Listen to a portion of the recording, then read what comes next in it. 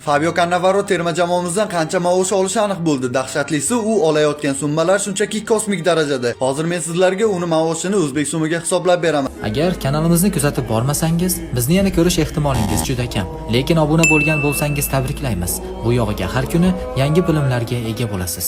Yaqindagina termamiz bosh murabbiyiga aylangan Fabio Cannavaro jamoamiz bilan kelishuvga erishdi va uning yillik maoshi 4 million yevro etib belgilandi. Endi sizda savol tug'ilishi tabiiy. 4 million yevro o'zbek so'mida qancha bo'ladi deb. Ayni paytda 4 million yevro o'zbek so'mida 56 milliard 739 million so'm bo'ladi. Bu summalar butun jahon bo'yicha terma jamoalar murabbiylari ichida 4-o'rinni egalladi. Undan yuqoriroqda Braziliya terma jamoasining bosh murabbiyi Carlo Ancelotti, Angliya terma jamoasining bosh murabbiyi Thomas Tuchel va Germaniya terma jamoasining bosh murabbiyi Julian Nagelsmann turibdi. Va eng dahshatlisi, bu borada 308 million yevro bilan Fransiyani jahon chempioni va Millatlar Ligasi chempioni qilgan Didier Deschamps O'zbekiston terma jamoasi bosh murabbiyi Fabio Cannavarodan pastroq pog'onada joylashgan. Tasavvur qilyapsizmi, O'zbekiston maoshlar bo'yicha qaysi terma jamoalar bilan raqobat qilayotganini? Xo'sh, Fabio Cannavaro ushbu summalarga arziydimi? Fikrlaringizni kommentariyada qoldiring.